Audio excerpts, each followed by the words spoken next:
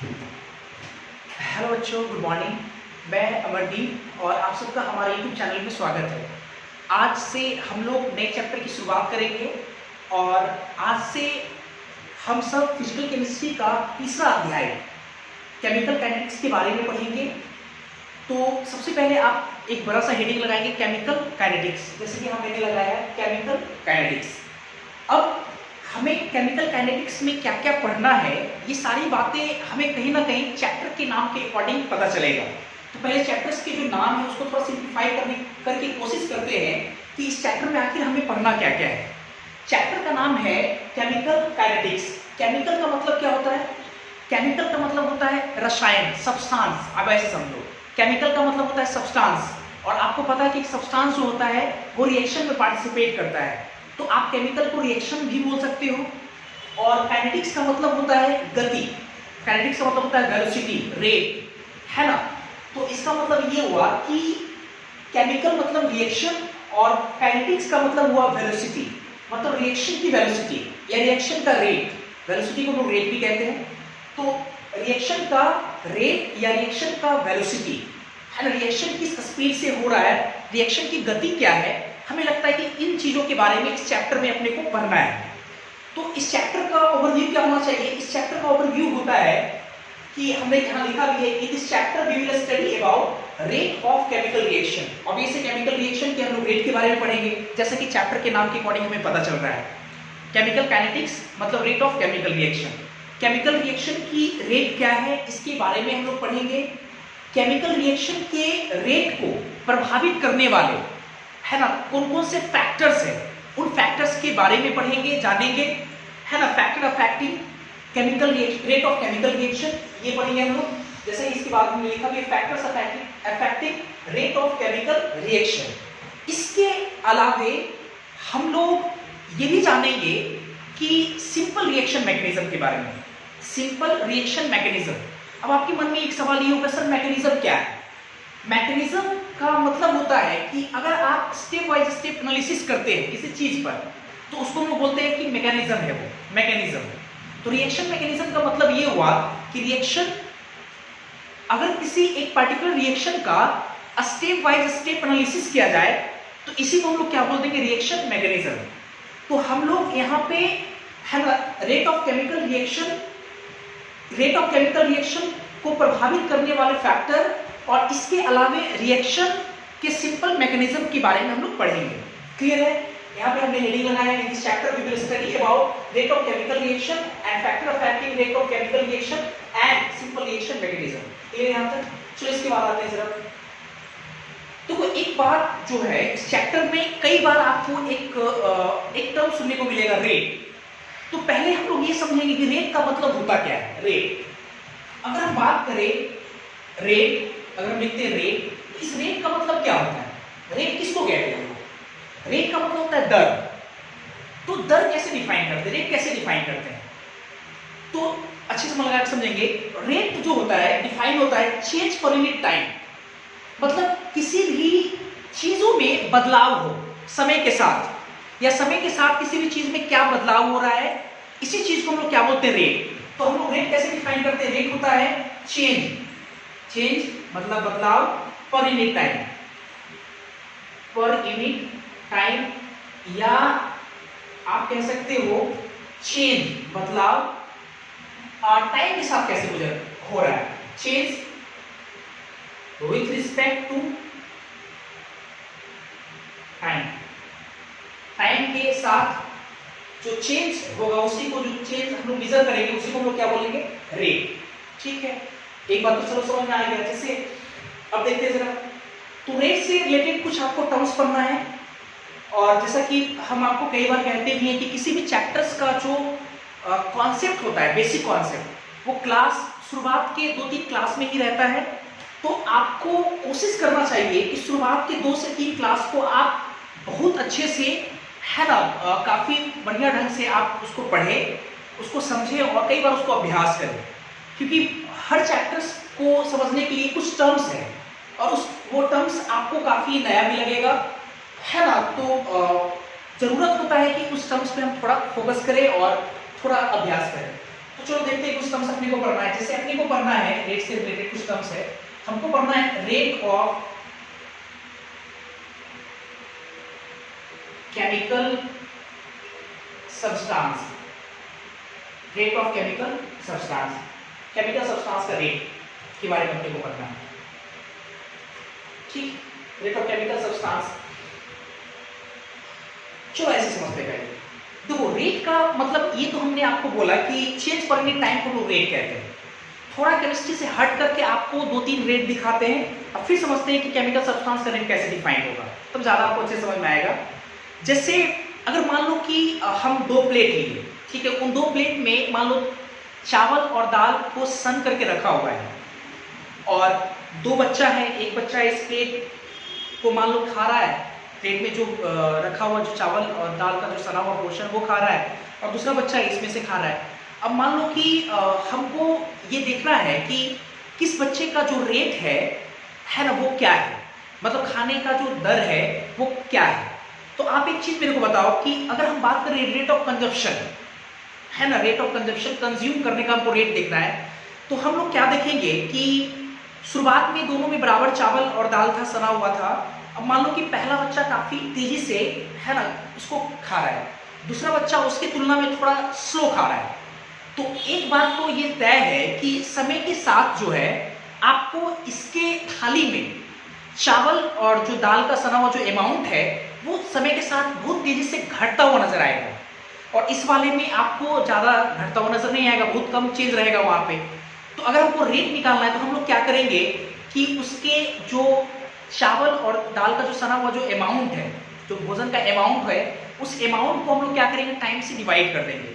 तो आपको नहीं लगता है कि टाइम के रिस्पेक्ट में उसके बदलाव क्या आ रहे हैं। अगर हमको चेंज निकालना, अगर हमको रेट निकालना, रेट का मतलब होता है बदलाव, तो इसके ये जो खाना खा रहा है, तो उसके खाना खाने से किन चीजों में बदलाव आ रहा है, बदलाव किस में आ रहा है, बदलाव क्या प्लेट छोटा बड़ा हो जा रहा है, उसमें तो बदलाव नहीं आ रहा है कि नहीं, क्या बच्चा खाने से क्या मोटा हो जा रहा है, उसमें तो बदलाव नहीं आ रहा है। बदलाव आ किस में रहा है, बदलाव आ रहा है अमाउंट ऑफ फूड, भोजन के अमाउंट में बदलाव आ रहा है। तो अगर मान लो कि जो भोजन है वो पहला बच्चा चूंकि तेजी से खा रहा है, तो उसका समय के साथ अमाउंट काफी कम बचेगा समय के साथ, और ये बच्चा थोड़ा स्लो खा रहा है, तो समय के साथ इसका अमाउंट काफी ज्यादा बचेगा। तो हम क्या करेंगे, उसके अमाउंट में, अमाउंट बदल रहा है, तो उसके चेंज इन अमाउंट, चेंज क्या हो रहा है, अमाउंट पहले था मान लो कि 1 kg था, मान लो दोनों का 1-1 kg था, तो 1 kg और मान लो कि कुछ समय के बाद इसके पास अब 250 ग्राम बचा, तो इसका मतलब 750 ग्राम ये खा गया, तो 750 ग्राम खाया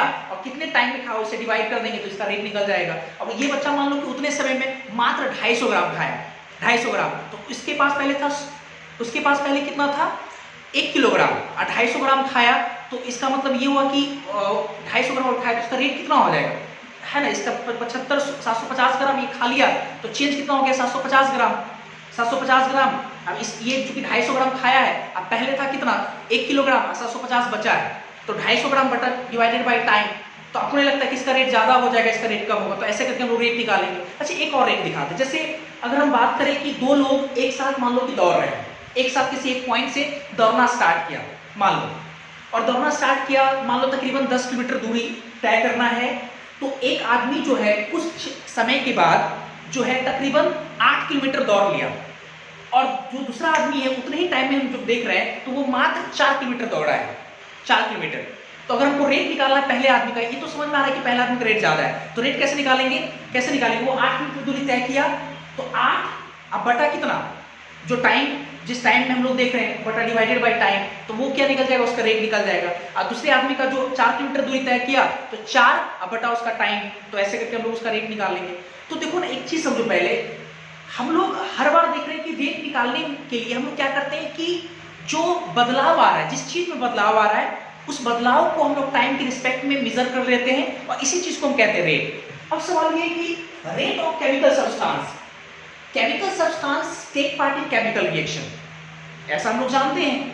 तो केमिकल सब्सटेंस अगर रिएक्शन में पार्टिसिपेट करता है, तो केमिकल रिएक्शन में अगर पार्टिसिपेट करता है, तो केमिकल रिएक्शन में पार्टिसिपेट करने से केमिकल सब्सटेंस का क्या बदल जाएगा, हम इस पर क्या वो दूरी उसका बदल जाएगा, ऐसा तो नहीं होगा। तो क्या बदलता है केमिकल रिएक्शन अगर होता है तो केमिकल सब्सटेंस का क्या बदलता है रिएक्शन होने से, इस पर जरा सोचते हैं। अगर ये समझ में हमको आ गया कि क्या बदलता है, तो उसके बदलाव को हम लोग टाइम के रिस्पेक्ट में देख लेंगे, मेजर कर लेंगे, वही उसका रेट निकल जाएगा, है कि नहीं। तो थोड़ा समझते हैं। हम लोग पिछले एक साल से ये पढ़ते आ रहे हैं, 11th क्लास से ये पढ़ते आ रहे हैं कि किसी भी केमिकल रिएक्शन में रिएक्टेंट कंज्यूम होता है और प्रोडक्ट का फॉर्मेशन होता है, और जिसके चलते समय के साथ रिएक्टेंट का अमाउंट घटता है और प्रोडक्ट का अमाउंट बढ़ता है। अर्थात हमको एक चीज समझ में आ गया कि सर केमिकल रिएक्शन में सब्सटेंस ऑब्वियस है उसका अमाउंट पार्टिसिपेट करता है, रिएक्टेंट का अमाउंट टूटता है और प्रोडक्ट का अमाउंट बढ़ता है। रिएक्टेंट के अमाउंट के टूटने से रिएक्टेंट का अमाउंट घटता है और रिएक्टेंट के अमाउंट के टूटने से प्रोडक्ट का अमाउंट चूंकि बढ़ता है, इसलिए प्रोडक्ट का अमाउंट समय के साथ बढ़ता है। तो इसका मतलब ये हुआ कि समय के साथ केमिकल सब्सटेंस का क्या बदल रहा है, ऑब्वियसली अमाउंट बदल रहा है। तो अगर अमाउंट बदल रहा है तो अमाउंट को अगर हम टाइम के रिस्पेक्ट में अगर ले उसको मेजर करें तो वही उस सब्सटेंस का क्या हो जाएगा, रेट हो जाएगा। तो ऐसे हम लोग करके क्या डिफाइन करेंगे, रेट डिफाइन करेंगे, है ना। तो चलो देखते हैं जरा, हम एक लिख सकते हैं इसके बारे में, रेट ऑफ केमिकल रिएक्शन के बारे में क्या लिखेंगे कि इन एनी केमिकल रिएक्शन, किसी भी केमिकल रिएक्शन में reactant will consume and product will fall with passing of time, ये ऐसे लिखते हैं, due to which with passage of time the amount of reactant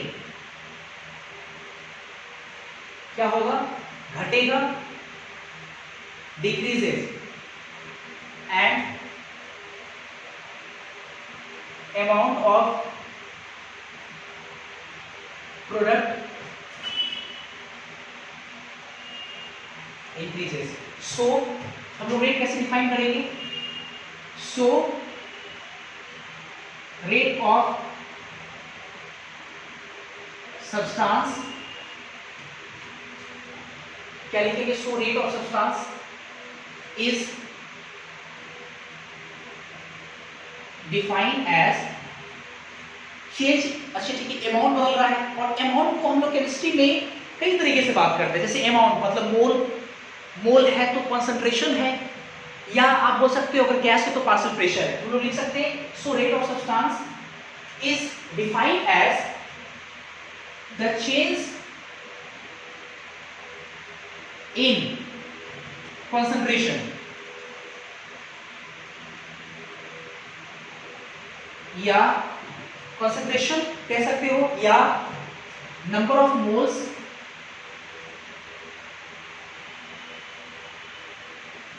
या हम लोग बोल सकते हैं पार्शियल प्रेशर, गैस है तो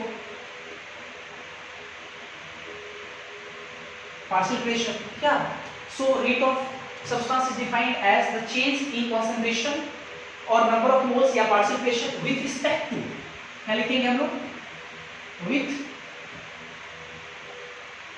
respect to time, with respect to time.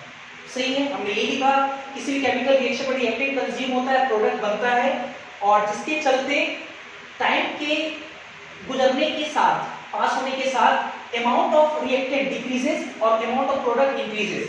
सो चूंकि समझ में आ गया चेंज क्या हो रहा है, तो so rate of substance is defined as the change in concentration या नंबर ऑफ मोल्स या partial pressure with respect to time.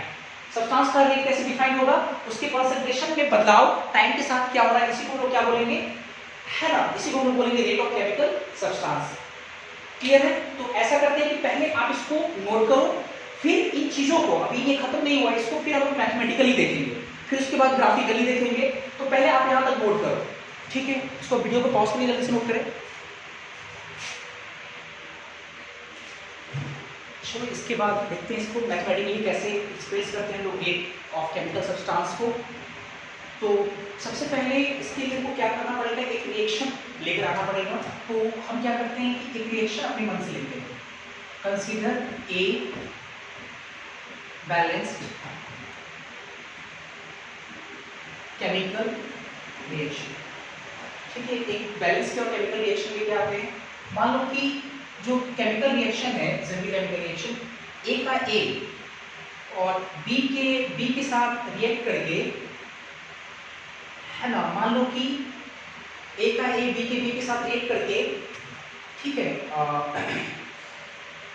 मान लेते हैं ए का ए बी के साथ रिएक्ट करके सी का, या ऐसे मानते हैं स्मॉल एम का, स्मॉल एम का कैपिटल एम और स्मॉल एन का कैपिटल एन का फॉर्मेशन कर रहा है ना। ए बी के साथ रिएक्ट करके एम और एन का फॉर्मेशन कर रहा है। रिएक्शन आपको पता होना चाहिए। ए कैपिटल डी, ये दोनों रिएक्टेड है। कैपिटल एम कैपिटल एन दोनों प्रोडक्ट है। और small A small B small M small N, ये सब उन सब्सटेंस का कोएफिशिएंट है, ठीक। इसके बाद देखते हैं जरा, चलो अब देखते हैं। जैसे मान लो कि हमको ए का लिखना है, ए का रेट लिखना है। तो रेट ऑफ ए के लिए हम लोग क्या, चूंकि देखो ए और बी आपका रिएक्टेंट है और एम और कैपिटल एन ये दोनों आपका प्रोडक्ट है। और चूंकि रिएक्टेंट कंज्यूम होता है किसी भी रिएक्शन में और प्रोडक्ट का फॉर्मेशन होता है, तो आप चाहो तो ए और बी के लिए, मतलब रिएक्टेंट के लिए डिसअपीयरेंस वर्ड लगा सकते हो। डिसअपीयरेंस का मतलब होता है गायब होना। तो अब ये से रिएक्शन में रिएक्टेंट धीरे धीरे क्या होगा, कंज्यूम होगा, खत्म होगा, या गायब आप बोल सकते हो। धीरे धीरे वो क्या हो रहा है, गायब हो रहा होगा। तो रेट ऑफ डिसअपीयरेंस ऑफ ए, नहीं, रेट ऑफ डिसअपीयरेंस ऑफ ए बोल सकते हैं हम लोग। आप रेट ऑफ ए भी बोल सकते हो, कोई बड़ी बात नहीं, लेकिन डिसअपीयरेंस इसके लगेगा क्योंकि ए डिसअपीयर हो रहा है, ठीक है। तो रेट ऑफ डिसअपीयरेंस ऑफ ए की अगर बात करें, तो इसको मैथमेटिकली समझना है। हमने आपको रेट समझाया किसी भी केमिकल सब्सटेंस का कि उसके अमाउंट में जो चेंज आ रहा है, बदलाव आ रहा है, वो टाइम के साथ क्या आ रहा है। तो आपको याद होगा, चलो देखते हैं जरा पहले। अब अमाउंट मतलब कॉन्सेंट्रेशन हो सकता है, थोड़ा पहले हम लोग डिस्कस किए हैं। कॉन्सेंट्रेशन हो सकता है, तो ए का कॉन्सेंट्रेशन हम लोग कैसे लिखते हैं, ए को बड़ी ब्रैकेट में बंद कर देते हैं। ये क्या हो गया, ए का कॉन्सेंट्रेशन। आपको याद होगा केमिस्ट्री में जब कभी भी बड़ी ब्रैकेट का इस्तेमाल हो और उसके बीच में कुछ भी लिखा हो, तो इसका मतलब समझो कि वो कॉन्सेंट्रेशन के बारे में बोल रहा है। कॉन्सेंट्रेशन मतलब मोलरिटी। तो ये कॉन्सेंट्रेशन हो गया, लेकिन हमको चेंज दिखाना है। Change in concentration per unit time होता है, या विद रिस्पेक्ट टू टाइम। तो देखो हम चेंज को ऐसे दिखा सकते हैं, डी लिख सकते हैं यहाँ पे, बटा डी, चेंज जो कॉन्सेंट्रेशन हुआ और टाइम इंटरवल डी टी, है ना, इतना लिख सकते हैं। तो ये देखो change in concentration with respect to time. एक बात और, डिसअपीयरेंस में हम लोग माइनस भी लगाएंगे, सबसे इंपॉर्टेंट बात, माइनस भी लगाएंगे। डी अपॉन डी टी नहीं, minus D upon D T. या इसी चीज को हम चाहें, चूंकि चेंज की फॉर्म में, तो माइनस डेल्टा, डेल्टा भी तो चेंज को दिखाता है। डेल्टा ए का कॉन्सेंट्रेशन मतलब change in concentration with respect to time interval, delta T, ऐसे भी दिखा सकते हैं। अब आपके मन में एक सवाल ये होगा कि सर माइनस क्यों, माइनस क्यों? तो चलो ठीक है, ये समझते हैं पहले माइनस क्यों होगा। अब एक चीज मेरे को बताओ कि जो रेट है, क्या रेट कभी निगेटिव हो सकता है? वेलोसिटी निगेटिव होता है? नहीं, रेट निगेटिव नहीं हो सकता है। रेट हमेशा क्या होना चाहिए? पॉजिटिव होना चाहिए। तो माइनस यहाँ पे इसलिए लगा है क्योंकि ये जो चेंज इन कॉन्सेंट्रेशन है ना, ये निगेटिव आएगा आपका।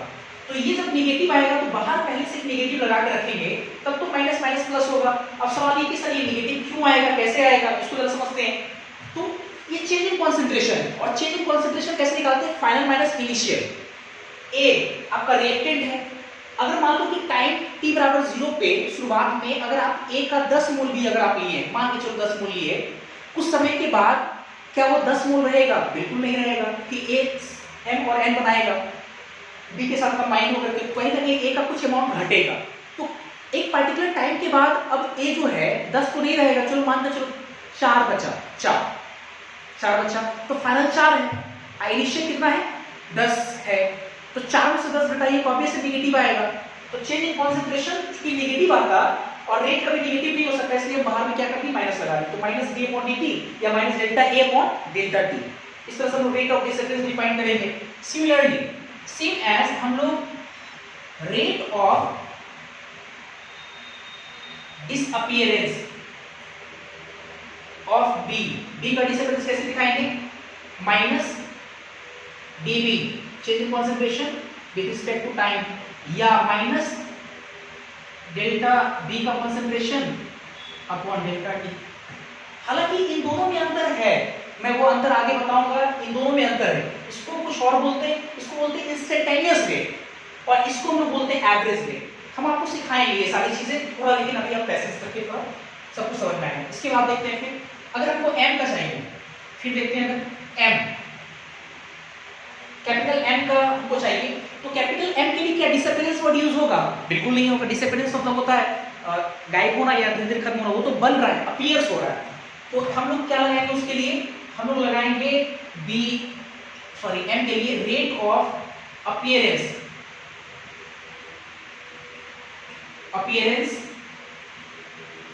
ऑफ कैपिटल M, या आप इसी चीज को रेट ऑफ अपीयरेंस की जगह पे फॉर्मेशन भी तो कह सकते हो,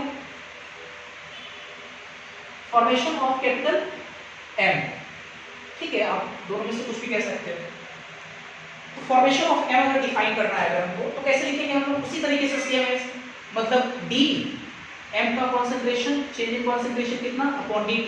अच्छा यहाँ पे माइनस या प्लस माइनस यूज नहीं करेंगे, प्लस नहीं लिखोगे तभी चलेगा, यू अंडरस्टूड है प्लस। अच्छा क्यों प्लस होगा ये समझते हैं।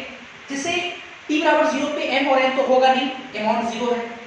कुछ समय के बाद जब भी अमाउंट अगर आप कंसीडर करोगे तो हर बार टाइम के बढ़ने से आपका कंसंट्रेशन हमेशा बढ़ेगा, ये तो पक्का है।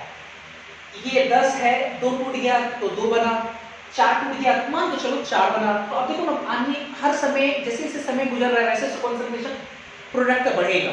तो फाइनल में से इनिशियल घटाएंगे तो अभी से पॉजिटिव आएगा, बड़े में से छोटा घटेगा, पॉजिटिव आएगा और रेट कभी नेगेटिव होता है इसलिए बाहर पॉजिटिव लगाएंगे। या इसी को हम लोग ऐसे भी डिफाइन कर सकते हैं और करके, कैसे? प्लस डेल्टा M का कॉन्सेंट्रेशन अपॉन डेल्टा T, और हम इसको लिख सकते हैं रेट ऑफ अपीयरेंस N का कैपिटल N, या इसको हम लोग लिख सकते हैं रेट ऑफ फॉर्मेशन भी कह सकते हैं क्योंकि बन रहा है, प्रोडक्ट है इसका कैपिटल M का।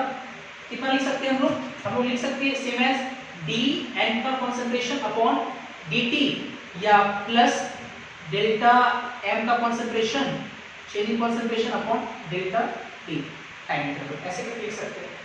यहाँ पे कौन क्या है इसको थोड़ा समझते हैं। यहाँ पहले हेयर, यहाँ जो हमने लिखा है माइनस डी वाला जो लिखा है dA बाई dt, चाहे जो हम लिखे माइनस dB बाई dt, चाहे हमने लिखा प्लस dm बाई dt, चाहे हमने लिखा होगा प्लस dn बाई dt, ये सब का सब क्या है?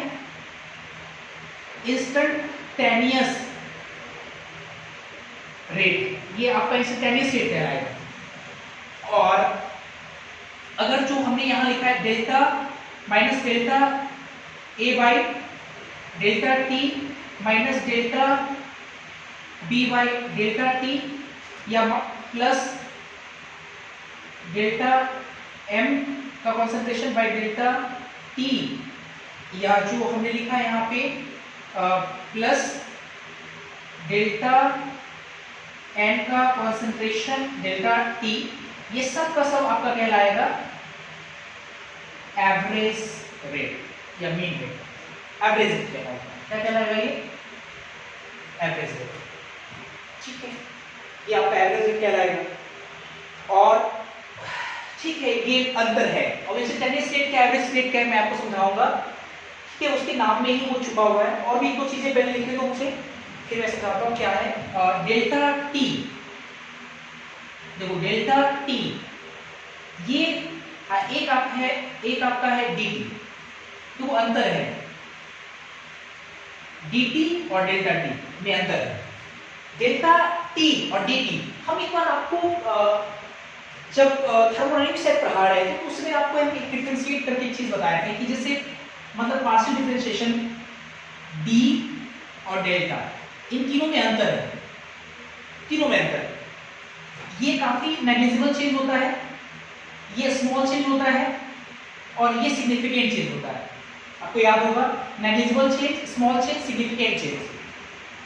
तो अगर हम डेल्टा लगाए हैं और डी लगाए हैं, इन दोनों में ये छोटा चेंज है, ये थोड़ा उससे अच्छा चेंज है, एक बड़ा चेंज है। तो चूंकि टाइम है तो एक होता है माइक्रोस्कोपिक टाइम, एक होता है मैक्रोस्कोपिक टाइम। तो मैक्रो मतलब बड़ा होता है ना, तो ये आपका मैक्रोस्कोपिक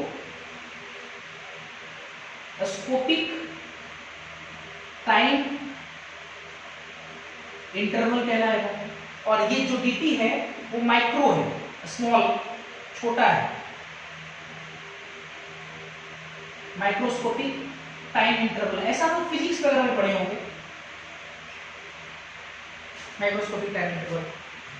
और कुछ चीजें मैं और मेंशन कर दे रहा हूं यहाँ पे जो हमने कैपिटल ए जो लिखा है, चाहे जो हम कैपिटल बी लिखे हैं ब्रैकेट के अंदर में, और जो हमने एम लिखा है चाहे एन लिखा है, ये सब का सब आपका क्या है, कॉन्सेंट्रेशन है। और कॉन्सेंट्रेशन किस में मेजर करते हैं हम लोग, मोलरिटी में मेजर करते हैं। तो मेरा ख्याल है कि ये सारी बातें आपको बहुत अच्छे से समझ में आ गया होगा। और अब चलो ये सीखने या समझने की कोशिश करते हैं कि ठीक है सर, रेट तो आप डिफाइन किए, changing concentration with respect to time, substance का रेट ऐसे डिफाइन होता है। लेकिन आपके मन में एक सवाल ये होगा कि सर इंस्टेंटेनियस रेट और एवरेज रेट में अंतर क्या है, कैसे इंस्टेंटेनियस रेट निकालते हैं और कैसे एवरेज रेट फाइंड आउट करते हैं, कैसे निकालते हैं, या अंतर क्या है दोनों में। तो इंस्टेंटेनियस का मतलब होता है क्षण, इंस्टेंट, क्षण जिसको हम लोग कहते हैं। मतलब आप एक पार्टिकुलर टाइम में आप अगर रेट पता कर रहे हो तो उसको हम लोग बोल रहे हैं इंस्टेंटेनियस रेट। और अगर आप दो है ना, एक बड़े गैप में आप अगर बड़े गैप में अगर आप रेट पता कर रहे हो, दो है ना, मतलब समय अंतराल बहुत ज्यादा हो, तो दो टाइम, या ऐसे बोल सकते हो आप एक लंबे समय के बाद अगर आप चेंज पता कर रहे हो, या दो बड़े टाइम इंटरवल के बाद आप पता कर रहे हो कि चेंज क्या आ रहा है, तो उसको हम लोग बोलेंगे एवरेज रेट। ठीक, उसको हम लोग क्या बोलेंगे, एवरेज। इंस्टेंटेनियस जो तुरंत हम लोग क्विक, हमको भी जैसे मान लो कोई चीज़ अगर चल रहा है, हमको तुरंत पता करना है कि अभी रेट क्या है, इसको बोलेंगे इंस्टेंटेनियस रेट। और एवरेज रेट का मतलब ये हुआ कि आप एक पार्टिकुलर टाइम में देख लिए कि इसमें बदलाव इतना आया, और कुछ समय के बाद, एक सिग्निफिकेंट टाइम के बाद फिर आए और फिर उसमें बदलाव देख लिए, इतना आया, और फिर उन दोनों बदलावों को क्या किए, घटा दिए, डिफरेंस लगा दिए, चेंज आ गया, और टाइम को भी डिफरेंस करके निकाल लिए, तो ये आपका क्या हो गया, आपका एवरेज रेट कहलाएगा। तो खैर ये तो हमने आपको बोलकर समझाया, हम इसको ग्राफिकली समझेंगे। तो पहले आप इसको अच्छे से नोट करें, फिर और हम आगे समझाने की कोशिश करेंगे।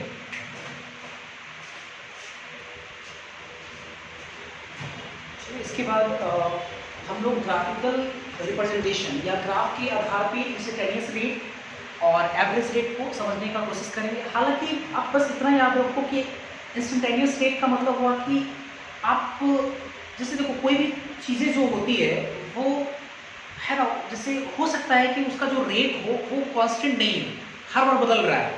तो दो टाइम इंटरवल के बाद, दो बड़े टाइम इंटरवल के बाद जब उसका हम लोग रेट निकालते हैं तो वो एवरेज रेट निकलता है, क्योंकि उसके बीच में कभी स्पीड स्लो भी रहा होगा, कभी फास्ट रहा होगा, कभी स्लो, कभी फास्ट, सबका सम आ करके हम लोग डिवाइड करके मीन निकाल लेते हैं, एवरेज निकाल लेते हैं। तो अभी से वो एक्यूरेट रेट नहीं होगा, एवरेज या मीन आपका एक्यूरेट नहीं होता है ना, वो एवरेज निकलता है वहाँ पे। अच्छा, इंस्टेंटेनियस क्या होता है कि जब कोई चीज़ अगर चल रहा है, तो अगर आपको एक पार्टिकुलर टाइम या खास टाइम पे अगर आपको पता करना है कि अभी वो उसका रेट क्या है, तो इसको बोलते हैं हम लोग इंस्टेंटेनियस।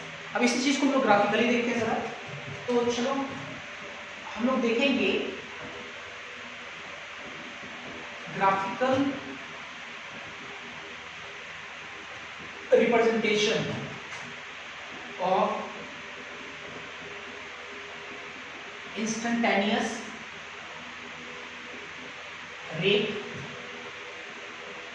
And average rate.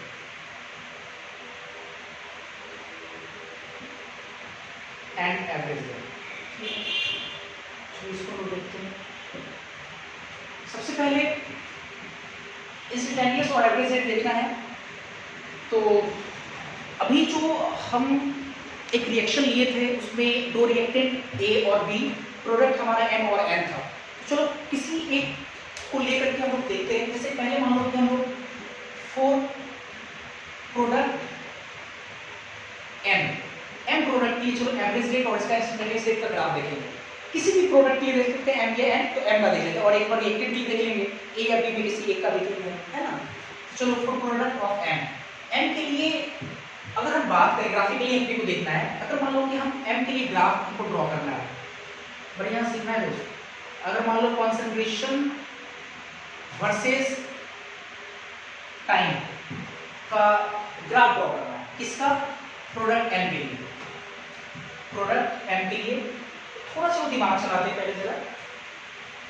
एक चीज बताओ कि ये ओरिजिन है, ठीक है, टाइम जीरो है, जैसे जैसे आगे बढ़ेंगे टाइम बढ़ेगा। ये ओरिजिन है, जैसे जैसे ऊपर जाएंगे कॉन्सेंट्रेशन बढ़ेगा। तो चूंकि प्रोडक्ट एम की हम बात कर रहे हैं, तो प्रोडक्ट एम टी बराबर जीरो पे अर्थात इनिशियल टाइम पे क्या प्रोडक्ट होगा? बिल्कुल नहीं रहा होगा। इसका तो कॉन्सेंट्रेशन क्या रहेगा? जीरो। इसका मतलब कि ग्राफ स्टार्टिंग फ्रॉम ओरिजिन, ये तो समझ में आ रहा है। ग्राफ स्टार्ट कहाँ से होगा? ओरिजिन से होगा। चलो ये बात समझ में आ गई। यहाँ से ग्राफ स्टार्ट करेंगे। अब टाइम अगर जैसे जैसे बढ़ेगा, टाइम जैसे जैसे बढ़ेगा, वैसे वैसे एम का कॉन्सेंट्रेशन भी बढ़ेगा, प्रोडक्ट का कॉन्सेंट्रेशन बढ़ेगा, है ना, प्रोडक्ट का। क्योंकि जैसे जैसे टाइम बढ़ेगा वैसे वैसे रिएक्टेंट कंज्यूम होगा, प्रोडक्ट का फॉर्मेशन होगा, वैसे वैसे बढ़ेगा बढ़ेगा बढ़ेगा बढ़ेगा। क्या टाइम इनफाइनाइट तक बढ़ेगा? नहीं। एक ऐसा समय तो आएगा जब वो खत्म हो जाएगा, और जब वो खत्म हो गया तो टाइम बढ़ते रहे, उसका कॉन्सेंट्रेशन कांस्टेंट हो जाएगा। मतलब जैसे आप समझो ना, ऐसे मान लो कि 10 ग्राम लाए आप, 10 ग्राम ए लाए, 10 ग्राम ए से मान लो कि एम बन रहा है, ए से एम बन रहा है, ठीक है। अब 10 ग्राम ए से एम बनाना है, तो मान लो कि 5 मिनट के बाद 2 ग्राम चला गया बी, 10 मिनट के बाद 4 ग्राम चला गया, 15 मिनट के बाद 6 ग्राम चला गया, 20 मिनट के बाद 8 ग्राम चला गया, और 10 मिनट के है ना 25 या 30 मिनट के बाद फिर वो कितना चला गया? 10 ग्राम। क्या अब टाइम पास हो रहा है? टाइम पास हो रहा है। क्या 20 के बाद जो 10 ग्राम बना के उसके बाद और बनेगा? बिल्कुल नहीं बनेगा, बनेगा ही नहीं वो आगे। तो जब बनेगा ही नहीं, इसका मतलब कि समय के साथ उसका कॉन्सेंट्रेशन क्या हो जाएगा? कांस्टेंट। मतलब हम एक चीज ये कहना चाह रहे हैं कि टाइम बढ़ने के साथ कॉन्सेंट्रेशन बढ़ेगा, लेकिन एक पार्टिकुलर टाइम के बाद उसका कॉन्सेंट्रेशन कांस्टेंट हो जाएगा। तो मेरे को लगता है इसका ग्राफ कैसे जाएगा? ऐसे, ये पैरेलल फीड हो जाएगा। देखो ऐसे पैरेलल ग्राफ, देखो ये टाइम बढ़ा, कंसंट्रेशन बढ़ा, टाइम बढ़ा, कंसंट्रेशन बढ़ा, टाइम बढ़ा, कंसंट्रेशन बढ़ा, टाइम बढ़ा, कंसंट्रेशन बढ़ा, टाइम बढ़ा, कंसंट्रेशन बढ़ा, टाइम बढ़ा, दो कंसंट्रेशन नहीं बढ़ रहा है। इसका मतलब ये रहा होगा कि जैसे इस टाइम पे पहुंचा ये वाला टाइम, तो ये टी कंप्लीशन वाला हो गया, टी कंप्लीशन या T100 बोल दें। T100 का मतलब टाइम T100 ही देते हैं। T100 मतलब कि रिएक्शन खत्म हो गया।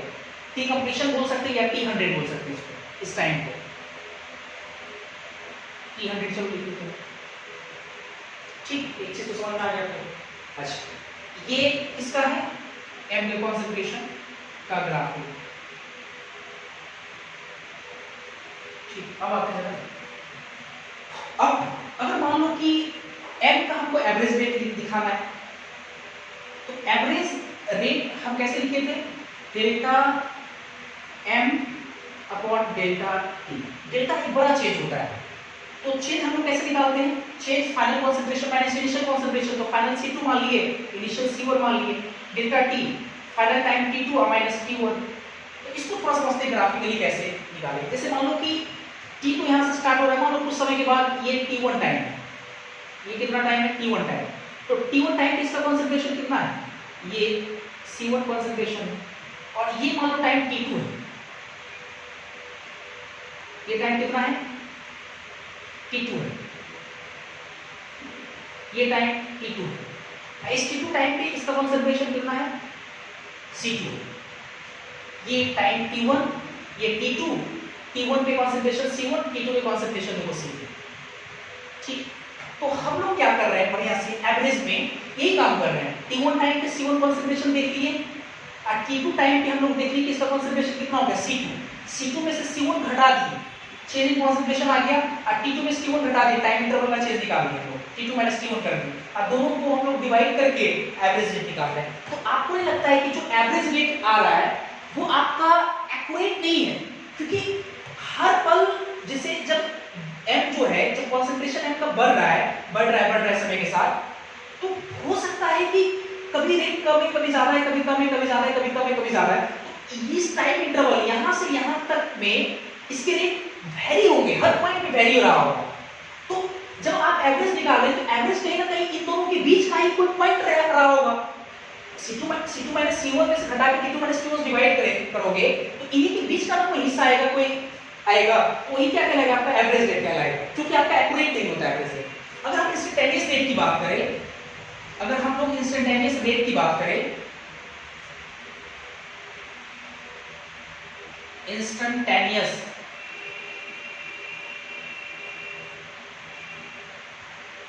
तो कैसे लोग डिफाइन किए थे, dm अपॉन dt। अब जो बच्चे देखो थोड़ा बहुत अगर मैथ पढ़ा होगा वही ये समझ सकता है इंस्टेंटेनियस रेट।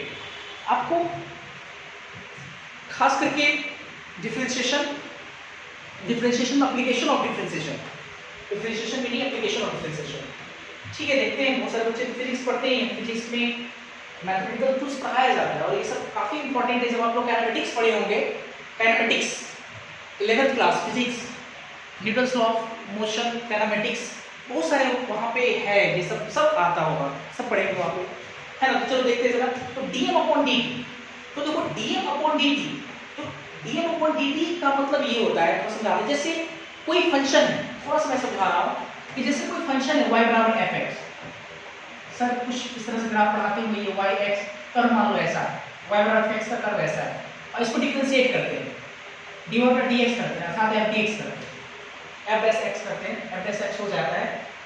तो जो dy बटा dx होता है ना, वो इस कर्व से जो टेंजेंट ड्रॉ करेंगे, टेंजेंट किसी खास पॉइंट, जैसे मान लो पॉइंट P है, ये x y, ये वाला अगर पॉइंट इसमें पुट करेंगे तो इस पॉइंट से जो टेंजेंट ड्रॉ होगा, टेंजेंट, ये टेंजेंट जो आपका ड्रॉ होगा वही कहलाएगा आपका dy बटा dx। सॉरी, जो टेंजेंट होगा उस टेंजेंट का स्लोप कहलाएगा क्या, dy बटा dx स्लोप।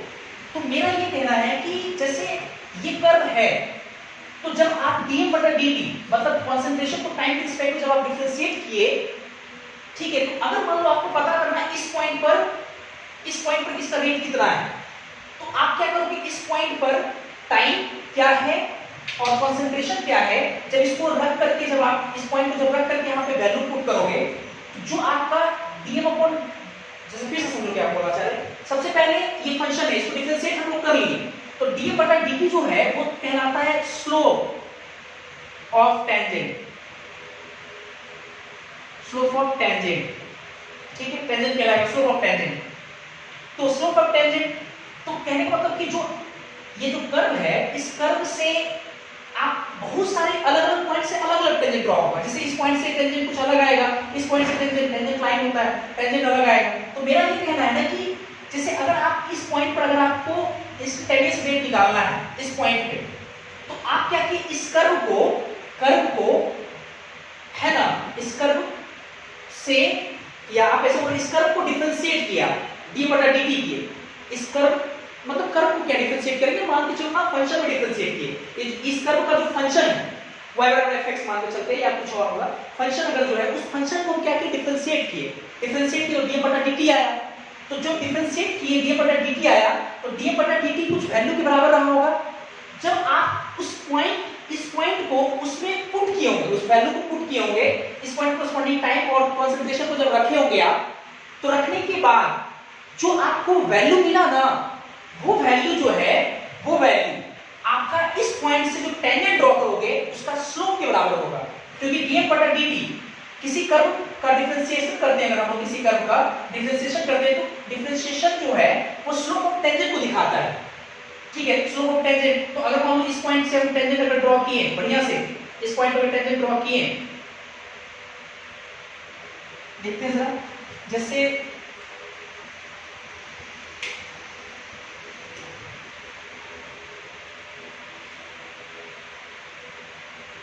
ये मान देखो इस पॉइंट से हम लोग क्या किए, टेंजेंट ड्रॉ किए, ठीक है। अब देखो ये जो स्लोप है आपका ये वाला, ठीक है, ठीक, tan थीटा, इसको हम स्लोप को कैसे रिप्रेजेंट करते हैं, tan थीटा, tan थीटा। मेरा ख्याल है आपको ये सारी चीज समझ में आ रही है क्या बोलना चाह रहे हैं। जैसे है ना, अगर हमको इस पॉइंट पे टेंजेंट रेट चाहिए तो इस पॉइंट से जो हम टेंजेंट ड्रॉ किए हैं, है ना, तो उस टेंजेंट का जो स्लोप होगा ना वही आपका क्या होगा, टेंजेंट रेट होगा। अगर मान लो कि इस पॉइंट पे हमको रेट चाहिए तो इस पॉइंट से जब टेंजेंट ड्रॉ करोगे उस टेंजेंट का जो स्लोप होगा वही क्या होगा, आपका टेंजेंट रेट होगा, क्योंकि जो डिफरेंशिएशन होता है ना वो आपका स्लोप ऑफ टेंजेंट के बराबर होता है। तो मेरा क्या एक समझ में आ रहा होगा, नहीं तो फिर एक और एग्जांपल देख लेते हैं। जैसे अगर मान लो मैं लेते हैं रिएक्टेंट लेते हैं, इस बार फॉर रिएक्टेंट ए रिएक्टेंट के बारे में सोचते हैं। तो ए रिएक्टेंट का अगर हम ग्राफ ड्रॉ करें, ए रिएक्टेंट को लेकर के concentration versus time, concentration versus time का ग्राफ ड्रॉ करना है फॉर रिएक्टेंट ए की। तो समझते पहले कि ग्राफ कैसा होगा। कंसंट्रेशन रिएक्टेंट का कंसंट्रेशन T बराबर 0 पे एक सिग्निफिकेंट अमाउंट पे रहेगा, क्योंकि ऑब्वियस रिएक्शन स्टार्ट हम लोग रिएक्टेंट से करते हैं, तो रिएक्टेंट का अच्छा खासा अमाउंट होगा, अच्छा खासा कंसंट्रेशन होगा, तो T बराबर 0 पे है ना, ग्राफ यहां से स्टार्ट हो गई तो क्लियर होगा। और टाइम गुजरने के साथ साथ रिएक्टेंट का कंसंट्रेशन घटेगा, ठीक है, रिएक्टेंट का कंसंट्रेशन घटेगा और एक समय ऐसा आएगा, एक टाइम ऐसा आएगा जब रिएक्टेंट का कंसंट्रेशन 0 हो जाएगा, ठीक है, 0 हो जाएगा। तो वो टाइम आपको नहीं पता है, तो ऑब्वियसली वो टाइम हम मान के चलते क्या, इनफाइनाइट, ठीक है। तो जैसे देखो इसका जो ग्राफ होगा कुछ ऐसे होगा, घटना है टाइम के साथ कंसंट्रेशन घटेगा और एक समय ऐसा होगा कि जब T बराबर 0 पे क्या हो जाएगा, 0, सॉरी टाइम इनफाइनाइट पे क्या हो जाएगा, 0 हो जाएगा। ऐसे करके कुछ जाएगा इसका ग्राफ, है ना, ऐसे करके कुछ ग्राफ चला जाएगा। चलो देखते हैं इसके बाद कुछ बच्चे के मन में सवाल होगा, सर 0 हो जाएगा डायरेक्ट कुछ समय के बाद। तो मैं आपको बता दूं कि दुनिया में ज़्यादातर जो रिएक्शन है ना वो रिवर्सिबल नेचर का होता है, तो ए कभी खत्म होगा नहीं, तो ए को खत्म मतलब रिवर्सिबल का मतलब ए से बी, बी से ए, तो रिवर्सिबल कभी खत्म होगा नहीं, तो ए का भी कुछ अमाउंट बचा रहेगा, तो बचा रहेगा तो वो खत्म कब होगा, टाइम इनफिनाइट पे, इसलिए हम ग्राफ को ऐसे लेके चलेंगे, ठीक है। उसके बाद देखते हैं अब हम लोग इसकी एवरेज रेट की बात करते हैं। एवरेज रेट, एवरेज रेट कैसे डिफाइन करते हैं, minus delta A upon delta T. Delta A, delta मतलब चेंज होगा ना, final minus initial C2 minus C1, T2 minus T1, ऐसे करके निकालते हैं, सही है। अब देखो जरा, तो मान लो कि ये T1 टाइम है यहाँ पे, ये मान लो कि T2 टाइम है यहाँ, ये T1 ये T2, तो T1 टाइम पे इसका जो कंसंट्रेशन है ये क्या होगा, C1 होगा, और ये जो T2 टाइम है, T2 टाइम पे जो इसका कंसंट्रेशन होगा ये क्या होगा, C2 होगा। तो आप देख सकते हो कि यहाँ से यहाँ तक रेट तो बहुत वैरी कर रहा है, कम भी होगा, ज़्यादा भी होगा, ज़्यादा कम, तो इनके बीच का जो हम रेट निकाल रहे हैं T1 T2 टाइम के बीच में जो रेट निकाल रहे हैं, कंसंट्रेशन C1 C2 बदल रहा है, तो वो क्या आएगा, एवरेज रेट आएगा या मीन रेट आएगा, जो कि एक्यूरेट नहीं होगा। लेकिन अगर हम इंस्टेंटेनियस रेट की अगर बात करेंगे,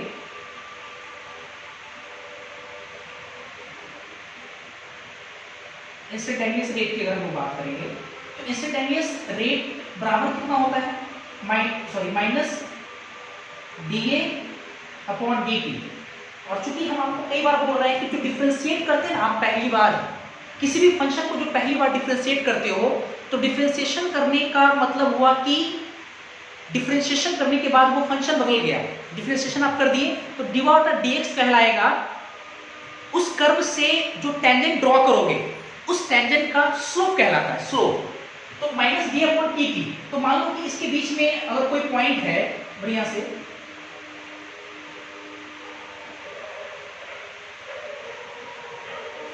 अगर कोई पॉइंट मान लो यहाँ कंसीडर किए, इस पॉइंट में आपको रेट पता करना है, तो इस पॉइंट से अगर हम टेंजेंट अगर ड्रॉ करें, इस पॉइंट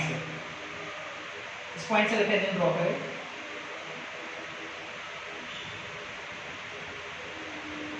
तो देखते हैं है ना,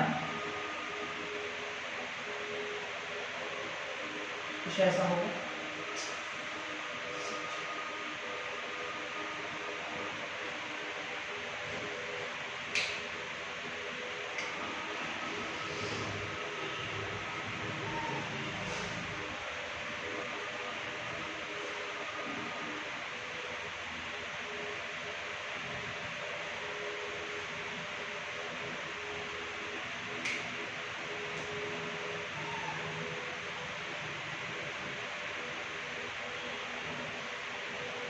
क्या ऐसे, ठीक है। तो इस पॉइंट से जो हम टेंजेंट ड्रॉ किए हैं, इस टेंजेंट का स्लोप ये कहना है ये वाला थीटा, और ये जो थीटा होगा आपका, ये जो टेंजेंट का स्लोप होगा डी अपॉन dt क्या बोलेंगे, स्लोप ऑफ